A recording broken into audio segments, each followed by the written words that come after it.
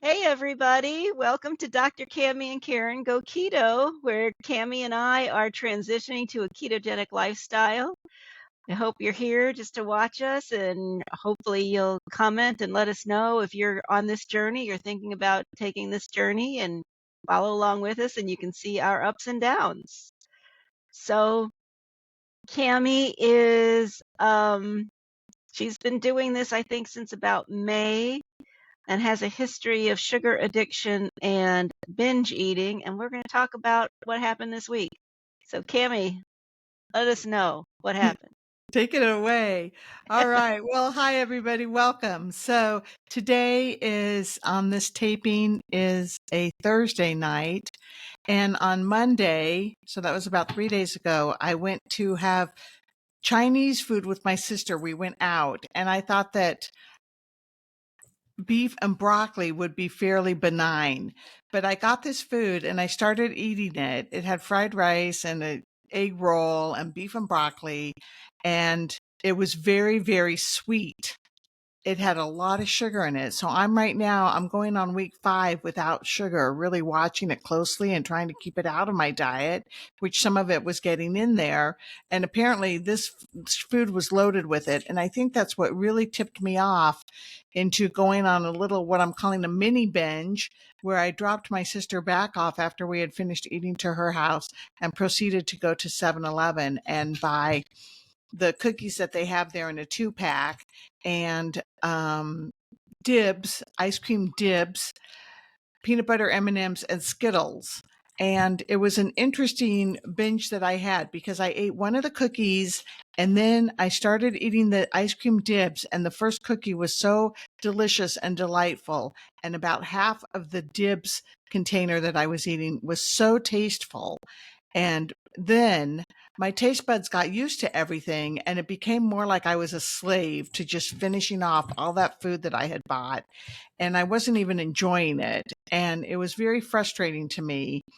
And finished the food and went back to my house. As I was driving home, I was eating, proceeded to go into a food coma and sleep. And then when I got up, I was going to continue to finish eating since I had screwed up the whole day. My thinking was like, well, I screwed up this day. I might as well continue to eat this food and start tomorrow's a new day, right? So Is that, then Cammy, is that behavior you've had in the past? exactly the behavior I've had in the past and the thinking that I've had in the past. And so I was going to go out to get a meal deal at a fast food place and some frozen yogurt and put all kinds of stuff on top of it. And I didn't go. And so I think the reason why I didn't go was multifactorial. I think one of it was that I had already had to tell Jeff, my accountability partner, about the food that I had already eaten. And I didn't want to have to tell him about more food that I was going out to eat. I didn't want to feel worse than I knew I was going to feel the next day after eating all this sugary food, because putting more processed food on top of it, I think would have just made me feel even worse. And I didn't want to have more guilt and shame over the food that I had already, regarding eating more off-plan food. So, what was the period? What did it feel like to have that? Explain in a little more detail that period of getting out of the food coma and having thought. I mean, I can't imagine that that's very pleasant to begin with. And I totally get the I'm I've already shot the day, so I'm going to go ahead and make it. I'm just going to do it all today and, get it over with, and then I won't do it ever again. That kind of conversation. But what is the feeling that when did you call Jeff and tell him about the mini binge that you'd already had? And what is the feeling that comes about that makes you say, no, I'm not going to continue this time like I have in the past? So I sent him a picture. I actually, after I got out of the 7-Eleven and I had all the food sitting there, I take pictures of the food that I eat before I eat it to send it to him. So I had a picture of all the food that I was going to eat on this binge, and I sent it to him shortly after I got home after eating it. And then I felt, so the feelings that I had, they're hard to explain. I think I'm finally beginning to feel more love for myself and more interest in better care of myself and more deserving of that care and more love and self-respect than I've had in the past. And so that's what I think is kept me from continuing the binge after I woke up. So in some respects, it sounds like maybe having the accountability partner helped in the sense that there was awareness there that somebody was, that you were accounting to and that had an interest in what you were up to. Yes, I think that was very helpful. And so you think it was so what caused you to eat the sweet food at the Chinese restaurant to begin with, instead of just saying, "Oh, you know what? I can't eat this because it's too sweet for me." Or is that something maybe you'll look at in the future now that you know it could be a trigger? Yes, I think that when I got the food, I was trying to make a conscious decision with the beef and broccoli that it would not be as sweet as some of the other choices, like sweet and sour breaded orange chicken or something like that. And Right. so here I thought I was making a healthier choice. And then when I got a hold of it, it was full of sugar, but then I liked it. I'm figuring out very quick, I know that I'm a sugar addict and that I really liked how it tasted. And it was already on the table. My sister was already eating her meal and enjoying it. And I just figured, roll with it.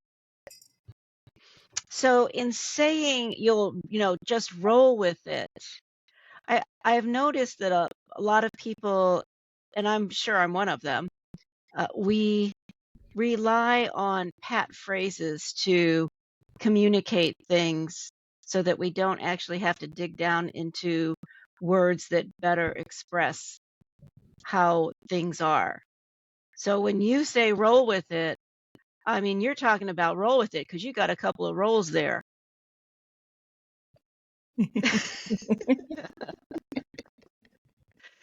So what happened to this idea that you weren't going to eat sugar anymore? And that that is it a question of deserving or is it a question of punishment? That you're going to, those are great excuses of your sister's already eating, but you could just say no, or you could just take it up to the counter and say, I'm not really satisfied with this. I want something else, or, something else other than eating something that tastes good that is going to add pounds and not take away pounds. Right. And I think that taking a stand for myself, in the future will be something that will be easier for me to do. And part of it is that I'm by nature, by my history and past, a people pleaser. And I didn't want to make it difficult for them to do something that would be better for me. I didn't even know if they had anything in that place that I could eat. And in the future, and I've been doing this already in a lot of the restaurants that I go to, I'll look at the menu before I go and I'll be able to make some healthier decisions before I even get to the restaurant so that I'll already know what I'm going to order and don't even have to look at the menu. So Chinese food is not going to be on my list of things to try to attempt in the near future because this was and you hope that you learn something from this, right? You Right. hope That's that why we're talking about it. exactly, that you learn, you can't go and eat this stuff and in retrospect, of course, it's going to have all this sugar in it because everything does. So, yeah. Well, it's Chinese food too, so it might have had MSG, and the MSG is monosodium glutamate, which is going to trigger more of that, I think, dopamine rush, because glutamine is sugar.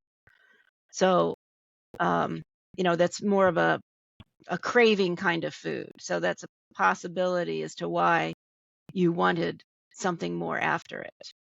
Right. And so And what's the it was also a good excuse, right? "Oh, I just ate something so sweet. Oh, I know that I'm gonna want something even sweeter for, like, a dessert." "Oh, it's been, something that I've been craving over the last 4 or 5 days, so let's just, take care of it." let's indulge it. So what is that went through what went through your head to stop it? What went through your head between getting in the car after the restaurant and getting out of the car at 7-Eleven? Or putting the stuff in your holding the stuff and putting it on the counter and not just looking at the clerk going, "Oh, you know what? I'm crazy. Forget it. I don't want this," and walking out without paying for it and not taking the stuff. I mean, what was that like? Well, once a decision was made, I'm already rolling. It's very difficult to I don't think a lot about it after that. I just go and do and execute Yeah, but you've already made a decision not to eat sugar, so why is that decision any different from the "I'm going to eat sugar" decision? because it depends on the circumstance that I'm in at the time. So, what is different about the circumstances when you're in the 7-Eleven that you can't just say, "Oh, you know what? I've changed my mind." What Well, makes you what makes you unable to change your mind?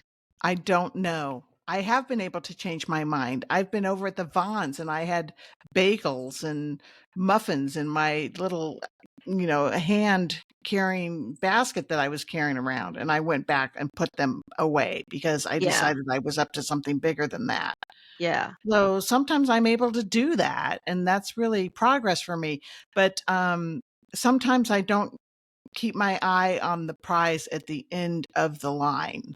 yeah. I think that is, um, something causes you to lose sight of what you really want. And this is second place, but you're willing because it's more immediate. Because can you imagine when you've lost another 60 pounds and you look at the mirror and you think about how good you're going to feel when you look in that mirror? Can that come close to how good it feels to buy that candy at 7-Eleven? I mean, I imagine that looking in the mirror is going to make you feel much better than buying candy at 7-Eleven. You would think so and you would hope so, but in that moment, once the decision's already been made, it, doesn't. Okay, so what is it that causes you to make the decision? And when I say that, I mean you're constantly making decisions throughout your entire day. So what can you put into place to maybe not make that decision? Well, I think trying to make healthier choices from the get-go as far as situations that I get myself into. Because if I'm careful about not getting myself into situations which set me up for eating off-plan food, I can do a pretty good job of staying on my plan. Yeah, It's but when I get go Go ahead. ahead. Well, you're looking at the bad decision was eating the beef and broccoli, but the bad decision was getting out of your car at the 7-Eleven. Yeah, but by then I didn't see it that way. By then it's already like an automatic set in motion thing. Because then comes in the sneakiness and they're like, oh, I'm sneaking off my food plan. I feel sneaky about it and excited about it. And I'm already getting dopamine hits before I even get the food in my system.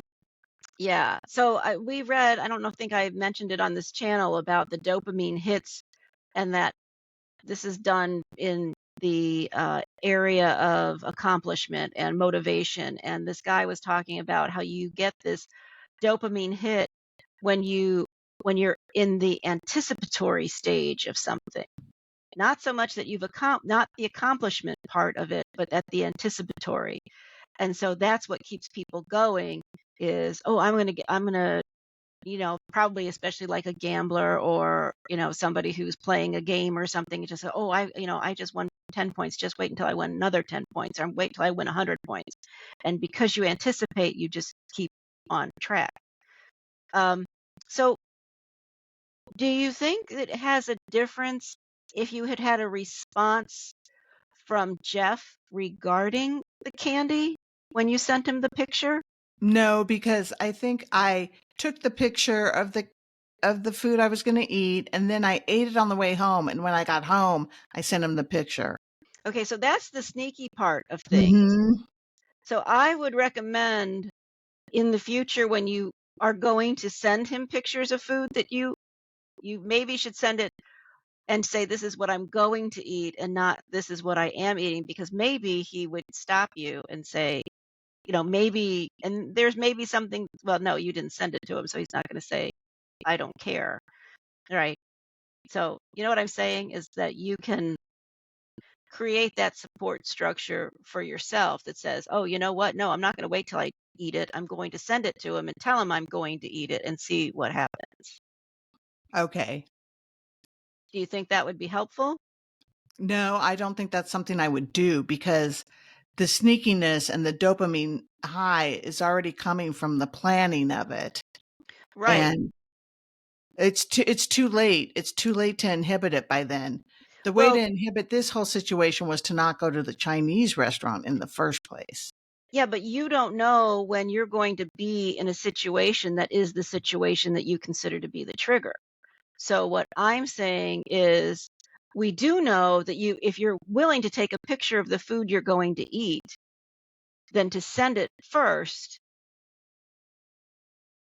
And, just because that's just, sure, that's an act that you can avoid doing. You can just say, oh, yeah, I didn't want to do that. But you can also say, yeah, you know what? I am going to stand for myself. And even when I feel these binges coming on, or I feel this desire for sweet, or I know I'm going to do it, I'm planning it. That's okay. You know, that's that picture is your little manifesto, but you're sharing it with the world, or at least with Jeff, and saying, this is what I'm going to eat. And maybe between the two of you, you can stop it before it happens. Maybe his intervention will help you intervene, or maybe just the act of doing it might be enough, might be enough of a trigger to stop the muscle memory of eating the candy. Something different. I mean, you need to do something different if you want to stop eating the candy. Exactly. I see what you're saying. To Yeah. consider that as a possibility to make an interruption there. Yes, precisely. Got it. All right. Well, do we need any more to say on this matter, or are you No, done? we're good. Oh, the other thing I did want to say was I got right back on track the next day. So some of my binges in the past would last for 3 days. So Yeah. this was really good that not only did I inhibit part 2 of it, I was back on track the next day. So amen to Yeah. that. And we'll get to see, tomorrow is Friday, so that's your check-in day with Jeff. So you'll have a conversation with him, I'm sure. And measurements and pinches. Yeah. And I'm going to try to start posting too about what my numbers are, just so we can continue on our journey together. Sounds great. All right, everybody. Thanks for watching. Check in, subscribe, like, comment. We love hearing from you, and hope you're having fun on this journey too. Bye. Take care, everybody. Bye.